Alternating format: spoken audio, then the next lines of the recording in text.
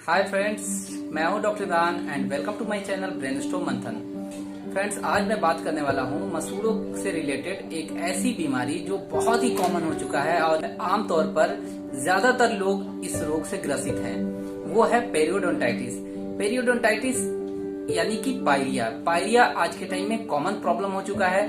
कई लोग इस रोग से ग्रसित होते हुए भी इसे इग्नोर करते चले जाते हैं, जिसका नतीजा होता है कि उनके दांतों में ठंडा और गर्म का महसूस होना और उसके बाद मुंह की बदबू आना, जिसकी वजह से वो कई जगहों पर वो शर्मिंदा भी होना पड़ता है उन्हें, और मसूड़ों से खून, ये सारी चीजें उन्हें होते हुए भी वो इसे इग्नोर करते हैं। लेकिन आज मैं बताना चाहता हूँ कि पायरिया इग्नोर करने वाली डिजीज नहीं है। इसे आप समय रहते इसका इलाज कराएं ताकि आप इस डिजीज को ठीक कर सकें। क्योंकि पायरिया में आमतौर पर क्या होता है कि वो दांत ढीले पड़ जाते हैं और मसूड़े से मवाद और ब्लीडिंग होता है, और अगर इसका सही ढंग से चिकित्सा ना कराया जाए, इसका इलाज ना कराया जाए, तो सारे दांत आपके गिर सकते हैं। तो फ्रेंड्स, आज मैं इसी टॉपिक पर बात करने वाला हूँ, पायरिया क्या है, कैसे होता है और इसे कैसे ठीक किया जाए, क्योंकि ये सारी चीजों को समझना बहुत जरूरी है। फ्रेंड्स, इस वीडियो में मैं पूरे डिटेल्स में बताने वाला हूँ। तो सबसे पहले हम जानते हैं कि पायरिया क्या है। पायरिया आमतौर पर मसूड़ों की बीमारी है। वो आपके मसूड़ों को प्रभावित करता है। मसूड़ों को प्रभावित करने का मतलब होता है कि मसूड़े से ब्लड आना और मवाद आना। जब ब्लड और मवाद आएगा तो मुंह से बदबू भी आएगी, और इसी तरीके से कुछ समय के बाद मसूड़े ढीले पड़ जाएंगे, जिसकी वजह से आपके दांतों में मोबिलिटी यानी दांत हिलना शुरू हो जाएगा। और अगर आपने इन सब चीजों को भी इग्नोर किया तो कुछ समय के बाद आपके सारे दांत बारी बारी से अपने आप झड़ना शुरू हो जाएंगे, निकल जाएंगे। तो फ्रेंड्स, ये तो थे पायरिया क्या है। अब पायरिया के कारण क्या है, इसे भी जानना बहुत जरूरी है। फ्रेंड्स, पायरिया का कारण बहुत सारे लोगों का ये मानना होता है कि दांतों की अच्छी सफाई हम नहीं कर पाते हैं, जिसकी वजह से, या फिर बहुत सारे कारण अपने मन से लोग ये जनरेट कर लेते हैं। लेकिन पायरिया का मुख्य कारण है गलत खान पान। ये मेडिकली प्रमाणित है कि गलत खान पान से ही पायरिया होता है।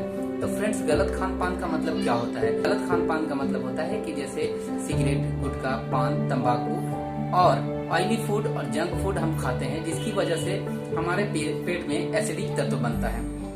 एसिडिक तत्व जब बनता है तो गैस फॉर्मेशन होता है, और हम जब सांस लेते हैं या ढकार लेते हैं तो हमारे सांस और ढकार के जरिए वो एसिडिक तत्व हमारे दांतों के निचले हिस्से में जमना शुरू हो जाता है, और यही एसिडिक तत्व धीरे धीरे जमते जमते एक पपड़ी का रूप ले लेता है। पेरियोडोंटाइटिस के बैक्टीरिया ग्रो करने लगते हैं, जिसकी वजह से हमारे मसूड़े से खून और मवाद आना शुरू हो जाता है। तो फ्रेंड्स, सबसे पहला चीज है कि हमें खान पान का बेहतर ध्यान रखना होगा। तो ये कहीं ना कहीं पेट के डिजीज से रिलेटेड है, और पेट से ही ये पायरिया जनरेट होता है। तो अब हम बात करते हैं कि इसे कैसे ठीक किया जाए। तो फ्रेंड्स, बहुत सारे लोग घरेलू उपचार करते हैं पायरिया को लेकर के। बहुत सारे लोग महंगे से महंगे माउथ वॉश, टूथपेस्ट वगैरह यूज करते हैं और समझते हैं कि वो पायरिया को ठीक कर सकते हैं। लेकिन मेरे समझ से ये बिल्कुल भी बेकार होगा। ऐसा बिल्कुल भी नहीं है कि आप अच्छे से अच्छा पेस्ट, अच्छे से अच्छी दवाइयों को लेकर पायरिया का इलाज कर सकते हैं। पायरिया का ट्रीटमेंट करने के लिए आपको सबसे पहले डेंटिस्ट के पास जाकर, इसका सबसे पहला ट्रीटमेंट है कि आपको अपने दांतों की सफाई करानी होगी। ये ट्रीटमेंट कराने के बाद ही आप नेक्स्ट स्टेप लेंगे कि आप अपने खान पान को बेहतर करेंगे। सबसे पहला ट्रीटमेंट है स्केलिंग। आप डेंटिस्ट के पास जाकर अपने दांतों की स्केलिंग कराएंगे। फ्रेंड, स्केलिंग कोई बहुत बड़ा ट्रीटमेंट नहीं है। इसके लिए आप किसी भी लोकल डेंटिस्ट के पास जा सकते हैं और वहाँ ये स्केलिंग करा सकते हैं। स्केलिंग आमतौर पर आप साल में 1 या 2 बार करा लें तो बहुत बेहतर होगा। स्केलिंग कराने के लिए जिस भी डेंटिस्ट के पास जाएं, उसके पास अल्ट्रासोनिक स्केलर होना चाहिए, क्योंकि अल्ट्रासोनिक स्केलर ही एकमात्र मशीन है जिससे दांतों की सफाई की जाती है। इससे दांत बिल्कुल भी नहीं घिसता है और ना ही दांत कमजोर होता है। ये स्केलिंग के दौरान इस मशीन से हल्का पानी का फुहारा भी आता है। इस तरह का मशीन ही डेंटल स्केलिंग के लिए बना हुआ है।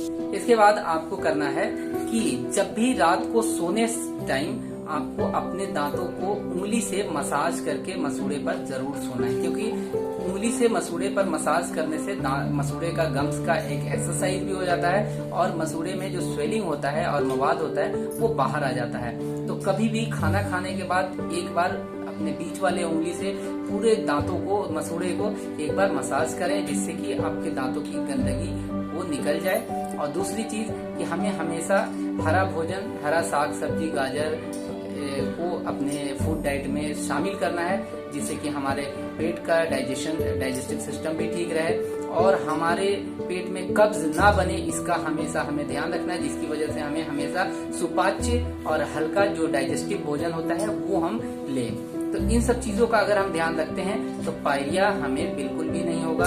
और कई बार पायरिया जेनेटिक भी होता है, जैसे माँ बाप को अगर हुआ तो वैसा भी होता है। तो उसमें हमें यही ध्यान रखना है कि हमें दांतों की सफाई साल में 1 या 2 बार कराते रहें। अगर पायरिया नहीं भी है तो भी डेंटिस्ट एडवाइस करते हैं कि आप साल में 1 बार जरूर अपने दांतों की सफाई कराएं, जिससे कि आपके दांत हेल्दी और मजबूत रहें। तो फ्रेंड्स, आप भी इन बातों को समझेंगे। और पायरिया एक बीमारी है, इसे इग्नोर नहीं करना है। इसे जैसे ही आपको इसके कोई भी सिम्टम नजर आते हैं तो आप इसका ट्रीटमेंट समय रहते करा लेंगे, तो आपके दांत आपके जीवन भर साथ देंगे। तो फ्रेंड्स, अगर हमारा ये वीडियो आपको पसंद आया हो तो हमारे वीडियो को लाइक कर देंगे और चैनल को सब्सक्राइब कर लेंगे। और फिर मिलते हैं हम आपके लिए नया वीडियो के साथ। तब तक के लिए दीजिए इजाजत। नमस्कार।